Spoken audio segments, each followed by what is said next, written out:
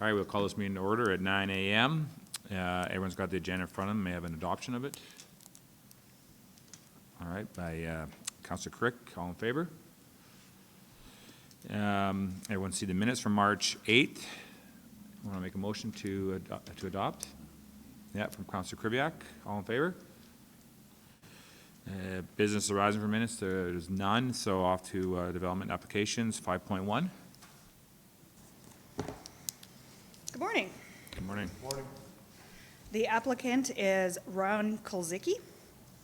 The applicant is applying for a major home business to operate an auto salvage and recycling business. The property is located southeast of Highway 55 and Range Road 490 intersection, 4 miles west of the Highway 881 and Highway 55 intersection. Adjacent properties are Crown quarter sections and remnants, 2 with leases, and 2 small agricultural zoned parcels, 1 developed for residential use. The applicant operates strictly business contracting. The applicant bids on government salvage jobs and usually processes the auto and metal scraps from purchasing site directly to the recycling site. The applicant keeps some of the vehicles to repair and sell in working order. He would like to keep up to 20 vehicles on site for sale and storage. The applicant requires an AMVIC license for reselling of vehicles and to bid on some of the jobs. To apply for an AMVIC license, the applicant is required to have permission from the municipality. The applicant originally requested to store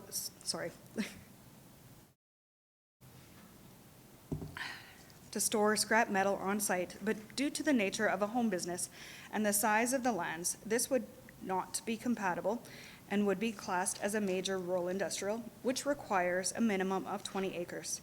The applicant agreed to remove this aspect from his application. An Alberta transportation permit has been applied for and is pending a decision. Adjacent landowner letters were sent out on March 15th, 2022, and we received 1 letter of concern from the landowner of the undeveloped lot. They are concerned that the lands will be developed into a full scrapyard. The supplemental information was provided, which limits the permit to the scope in the suggested conditions, and no further concerns were registered. Recommendation for development application 2022-D-020 is approve the request for a major home business for an auto salvage and recycling business as a discretionary use as per Part 6, Section 47 of the General Regulations and Part 7, Section 69.2 of the Land Use Bylaw with the following conditions. As per Section 52 of the Land Use Bylaw, number 1667, outdoor lighting shall be located so that rays of light are not directed at an adjacent site, do not adversely affect an adjacent site, and do not adversely affect traffic safety. Shall comply with Noise Control Bylaw 1657, shall comply with Nuisance Bylaw 981. As per Section 47.3, major home business, a major home business may utilize accessory buildings while still maintaining the residential use as the primary use on site. The home business may employ up to 3 persons who do not live on the site or within the primary residence. The home business may not generate traffic uncharacteristic to the area. All required parking must be on site. Outdoor storage of material, goods, or equipment on the site shall be directly related to the home business and at the discretion of the Development Authority may require screening or fencing.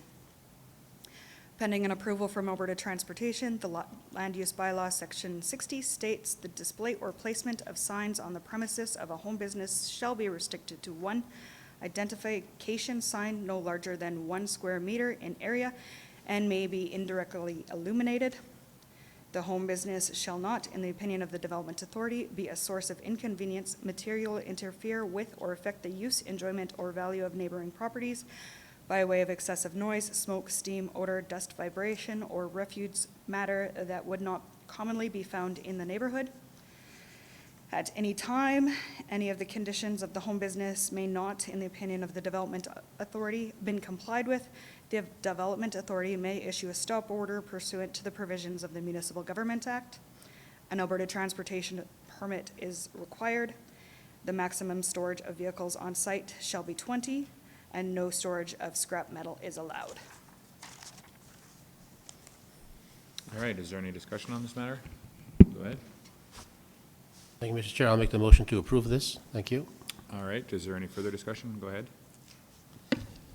Morning, Mr. Chair. I just have a question in regards to the oil seepage and battery storage and all that stuff, because it does say auto salvage. It's a pretty big word, and I was wondering if there's any talks or any consideration given to any of those, because we really don't know how many vehicles are going to pass through that site. I know it's only 20, but 20 at one given time, but is it 20 per day, 20 per week, 20 per year?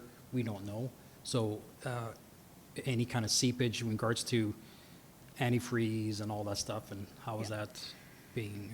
So the applicant actually, all business disposed done off-site. So he does not store batteries or drain the fluids of the vehicles on that site. So you're saying that vehicles coming in there don't have any batteries and just? The ones that just- he's repairing to sell, yes, they have Because I know there's batteries. there has been some issues. The reason I'm asking, there has been issues in the past with that type of business in our MD. Yeah. And those issues were, guess you guys were looking for answers, so I'm just want to make sure that that's being covered here as well. Yeah. Go ahead. Go ahead. Mike? Same kind of concern. Mike? Actually. Oh, sorry. I see these popping up, like there was another one on 55 that was further west, or sorry, a lot further east. And it caused all kinds of problems for the neighbors, and it did actually end up shutting down because the guy left and whatever. I honestly wish we had a zoning for this sort of thing, and they just didn't pop up everywhere. Especially like if it was off 55 somewhere in an area that was kind of zoned industrial or whatever, but I'm not totally against it. I just think I see others like this, and they tend to be not very nice. You drive through, was it Highway 28 past Vilna, and they got a big wreckers right there, and it's like, now you're driving 55 and you got sort of the same thing. If people are okay with it, maybe, but it just doesn't kind of beautify the neighborhood. And if you read your recommendations to Para 6, it says, not commonly found in the neighborhood. Well, this isn't commonly found anywhere. It's normally in an industrial site somewhere where you're doing, wrecking and you're stockpiling vehicles and that sort of thing. But I kind of just have an issue with them popping up everywhere. But just my opinion, I guess. Go ahead, Councilor, or Mr. Reeve. Yeah, so he's not gonna wreck stuff there anymore, no scrap steel, because he's been wrecking scrap steel there forever, as long as I can remember. So he's not gonna be bringing in scrap steel and wrecking it anymore? Is that correct? That is correct. The applicant, through discussion with the development officer, had agreed to stop the scrap metal storage on site. So So where's he wrecking and gonna storage. do his business now? The applicant can find a different location. rent a Okay, so different he's not location. bringing no more scrap there? No, Because there's been scrap coming there for as long as I can remember, right? yeah. Okay. All right, is there any more discussion on this? Go Yeah, ahead. sure. The one complaint came from where? Where was that lot? It is directly north across from Directly the applicant. Okay. A site visit was done, and the applicant's property is treed off from the highway. So the only thing that actually is viewable from the road is one of his work trucks and a couple of vehicles parked at the house. Yeah, The vehicle traffic that it is characteristic, if he does haul in vehicles on flat decks and whatnot, because it is a highway, and he is still pending Alberta transportation approval. If he does not get that, our permit is invalid. Go ahead. Yeah, he does have his location is very well, you can't really tell that there's even scrap metal being You know, he's got a couple big trucks there at the corner that you can see, but no different than anybody else's yard. You can't really tell. Because I travel that road lots when I was logging, and I pull out there, you know, 3 times a day sometimes. So it's very well hidden. Yeah. So the site in where we have received the concern is the little orange dot that is just within the circle on the north there. Yeah, there is a cabin, a shed, a camper, and an RV unit there on site currently. They say they use it for recreational purposes, but we are limiting the scope of this business to no scrap metal on site and no more than 20 vehicles on site. If the applicant does not comply with that, we do have the measures such as a stop order to encourage cooperation and also the retraction of the approval for AMVIC. Mr. Chair, Okay, do we last have, one. even the aerial photo you've shown, it looks like a lot of stuff kind of stockpiled there, hidden in the trees and that sort of thing. So Yeah. do you, as an MD, do we have the right to go out even now and then in a month from now and 6 months from now and visit every We could couple months? perform a site inspection in 6 months. Okay. I mean, I'd like to see us do that, just to make sure that, you know, it's like, okay to say this and then nothing happens in 6 months or a year, it's a mess. But can- not saying it will be. Yeah, but that shot of that yard right now is, I've never seen it like that in my life. So it's like a scrap metal yard. Like that whole opening there where that single vehicle in the middle, sometimes that was all filled with scrap metal because they have a job, they haul it in, they place it down, they reload it and take off. So that picture right now is very, very, not congested at all. So that's clean compared to what it has been. Well, sure, he dealt in scrap metal, so you're gonna have stuff laying all over the yard until they cut it apart, they take, you know, bolts apart, and then they wreck cultivators and combines, you name it. They did a lot of that, so, yeah. And All that right. was actually very similar to the current condition of the site. Yeah, so Yeah. he's cleaned it up a lot. All right, so there's a motion on the floor. All in favor? All right, carried. On to 5.2. This is Development Application 2022-D-022. The applicant is Kevin Roth. The applicant is applying for an intensive recreation use for a 30-site expansion to an existing 50-site campground. The property is located west of Range Road 460 on the east side of Muriel Lake. Adjacent properties are a residential parcel and a quarter section and remnant.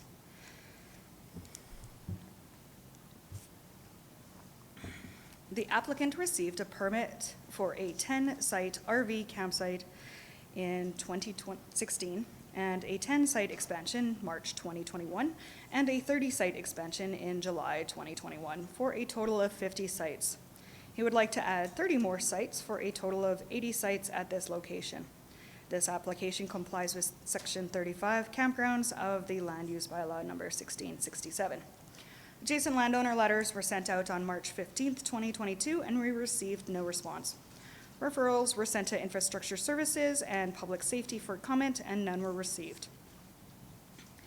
Recommendation for Development Application 2022-D-022 is approve the request for an intensive recreation use for a 30-site expansion to a 50-site, existing 50-site campground as a discretionary use as per Part 6, Section 35, and per Part 7, Section 69.2 of the Land Use Bylaw with the following conditions. Agricultural setbacks, Section 52 of the Land Use Bylaw regarding light, shall comply with Noise Control Bylaw 1657, shall comply with Nuisance Bylaw 981. Bare roof containers are to be supplied for waste management. Any fire pits must be approved through the Regional Fire Authority. Campgrounds is seasonal and is to operate during the months of May to October only. Additional conditions for development near waterfront. Applicable gas, electric, plumbing, and sewer permits are required as per Alberta Safety Codes Act. All right, is there any discussion on this one? Go ahead. I'll make the motion that we approve this. It's a very clean campground, and I think it's just a really great site the guy's been making there. All right, Councilor Padev. This is a, they call it a dry site. Correct. So it's going to be short-term camping, it's going to be long-term camping. And then another question is for disposal site, where are they gonna dispose of their waste, I guess, for their RVs? I am aware that he does have those tidy tanks that can be moved and whatnot, but ultimately he is leaving it up to the RVer.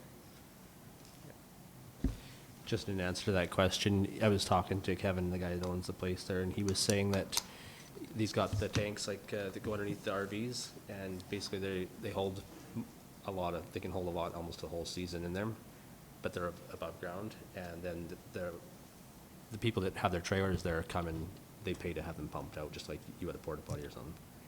So, Yeah, I just want to kind of add on to that. Is that standard practice? But I know other RV places that are out there need to have a containment system, not an open, what goes under? right? So, I mean, that's kind of what I'm asking. I just want this to be in the same regulation as other people that we've made to put in a waste system in, or they have to get sucked out in an actual tank, not just a open air type of system that.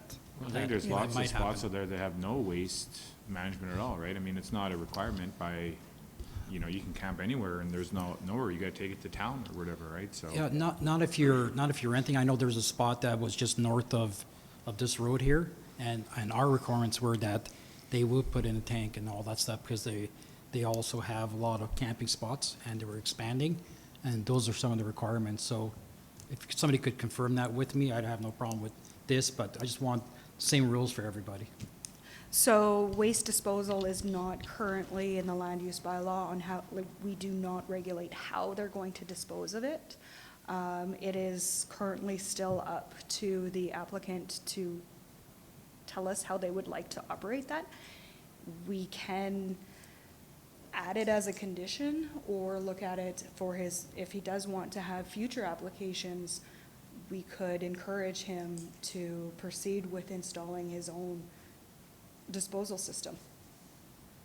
Okay, I'm confused then, because, yeah, I got a call from from the person that was developing this, and they were saying the requirements that were done by us, that they required a waste facility, or a tank where they could put their waste in. So Well, it just seems like it's different rules for different people, so I just want to, Yeah, I can't speak to the previous applications, but our land use bylaw does not dictate that. But Okay. if somebody does want to put in a system, it does have to comply with the Alberta safety codes. okay, thanks. Mr. Chair? good. Same kind of questioning. I just wondered if, like Alberta Environment and Parks has regulations or something, because it's on a lake and that they have to follow. Your response to Councillor, what was your name again, Fadeev? You said you're not sure what the previous application was or whatever, but I thought our standards would be the same no matter what kind of a campground it was in the MD, that we'd have sort of similar or exactly the same standards for waste and that sort of thing. I guess what I'll ask you though is, do we sort of check these campgrounds every year or something and look for complaints, or does anybody from the MD go through and make sure that they're not dumping stuff into the lake and that sort of thing? Like, do we follow up with this sort of thing? Well, we don't have, I don't think we have a standard. I mean, all of our campsites are different. Some don't have anything. Some have like, right there, waste at the camp stall, and some don't have any at all, like Pelican Point. I mean, you have to take everything out, so it's no different. To me, if there's no land use bylaw that says that you have to put a waste, I mean, I don't know what we're discussing here, right? So if Yeah, they're well, that's complying my- with everything we've asked them to, That's my kind of question, is do we have any standards? I'm not sure. We do have standards for campgrounds, but it does not list out how they are to service these campgrounds. Okay, I guess I don't have a concern. I just wish we had some kind of standard though, and I guess I think back to, in the Reevewood, I was around then, the campgrounds on Moose Lake, that like, I'm not sure if, some of the religious campgrounds that were there, they kind of they were put in, but we didn't monitor anything, and then we had to shut them down because, they weren't following any kind of guidelines, because I guess we didn't have any, but I just hate to see something like that happen and we're not following it, and then we end up shutting it down in 2 or 3 years or something, but I guess there's no concern with this one, because it seems like it's run very well. That's a different, that was a provincial thing too, wasn't it? And then they were breaking the rules of having a camp, campsite, so they weren't supposed to have no water and sewer, and then guys are putting in water and sewer, and they were breaking some rules, so that wasn't our rules, so. I think if, you know, if the owner here allows everyone to just dump wherever, he'll be quickly not running a campsite anymore based on that, right? So, as long as he's following what we've asked him to do, I think we've done what we've asked, right? So. Okay, well, Councillor Crick thinks it's good, I guess. It's good, yeah. CEO, go ahead. Thank you, Mr. Chair. The question was asked regarding enforcement. We have a complaint-based enforcement system. We don't actively drive through the MD looking for issues. So unless somebody complained about it, we wouldn't know. Unless, of course, the MPC or council at some point wanted to direct that certain places were reevaluated at certain intervals, that'd be a different story. But right now, all of our land use bylaw enforcement is through complaint-based. Yeah, I personally, I know Kevin a bit too, and I feel that he would be, his standards are very high as far as it would come to this, and he's not doing anything different than MD Camp ran campsites. So, I mean, we have ones that are up here and ones that are down here, so he's doing what others are doing as well. So there's a motion on the floor. If there's no other discussion, we can go call a vote. All right, so all in favor? All right, carried. Thank you. Thank you. So it doesn't look like there's any correspondence, right? And then other business is nil. On to subdivision applications, 8.1. Good morning, gentlemen. Morning. Our first application is 2022-S-001 for Edward Wolk. Mr. Wolk is in the galley, so if we have any questions, they can be directed at him. Okay. This application proposes to subdivide one 2-acre parcel, subdivide 2 parcels consisting of one 5-acre parcel and one 10-acre parcel from a previously unsubdivided agricultural quarter section as shown on the map on the screen. The application does not meet all of the conditions of the Municipal Government Act, Subdivision and Development Regulations, the Lower Athabasca Regional Plan, Municipal Development Plan, Land Use Bylaw, and therefore we recommend it be refused.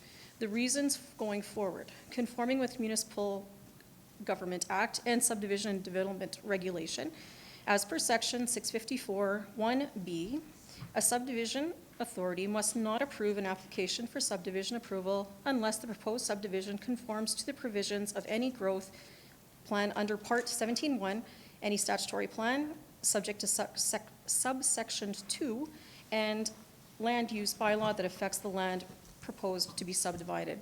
The reasoning for this ruling is because the land valuation is at 57%, where our land use bylaw reads that it needs to be 45 or below to allow more than 10 acres taken out. However, alternatively, the Municipal Planning Commission may approve the subdivision on 10 acres with the following conditions: legal and physical access to proposed parcels and remnant. If registered as plan of survey, 17-foot strip on the east side to be registered by road plan, or if the subdivision is to be registered by descriptive plan, a 17-foot on the east would be taken by road acquisition agreement. Cash in lieu, real property report, septic compliance with the Alberta Safety Codes, Public Health Act, taxes to be paid in full, and shall not intersect pipelines or right-of-ways. Alternatively, the Municipal Planning Commission may approve the applications as applied for, with one 5-acre parcel and one 10-acre parcel. As per Section 645(2) of the Municipal Government Act, subdivision authority may approve an application for subdivision approval even though the proposed subdivision does not comply with the land use bylaw, if, in the opinion of the sub-authority, the proposed subdivision would not unduly interfere with the amenities of the neighborhood or material interfere with or affect the use, enjoyment, or value of the neighboring parcels of land. If I can get you to move to the next slide, please, Jolene.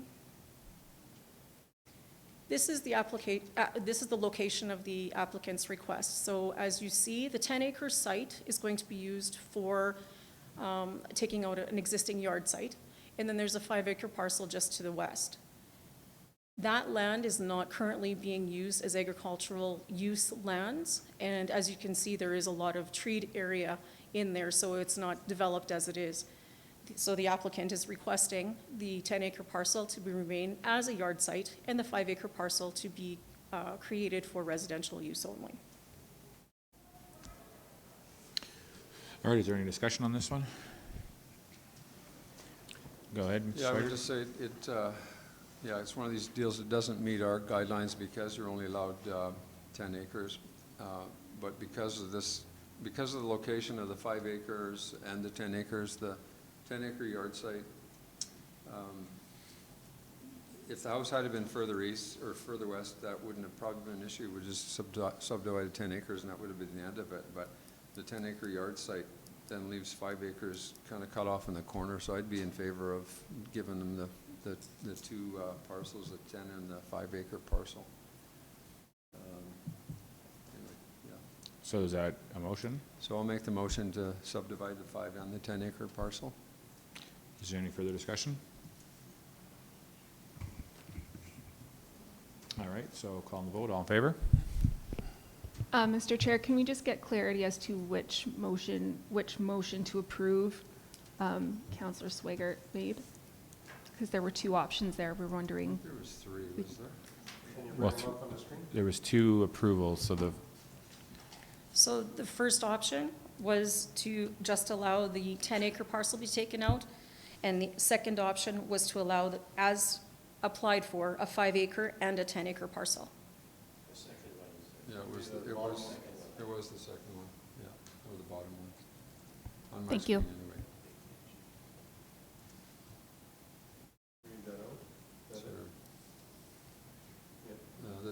That the Municipal Planning Commission approved subdivision application number 2022S001 for, well, it's not worded very well. 4-2 subdivide 2 parcels consisting of 1 5-acre parcel and 1 10-acre parcel from a previously unsubdivided quarter section, as per the condition. okay, so we had all in favor again? Okay, none opposed, so carried. Thank you. On to 8.2. Subdivision 2022-S-002 for Petersons. This application proposes to subdivide 1 3.5-acre parcel from a previously subdivided country residential CR1 zoning quarter section as shown on the map.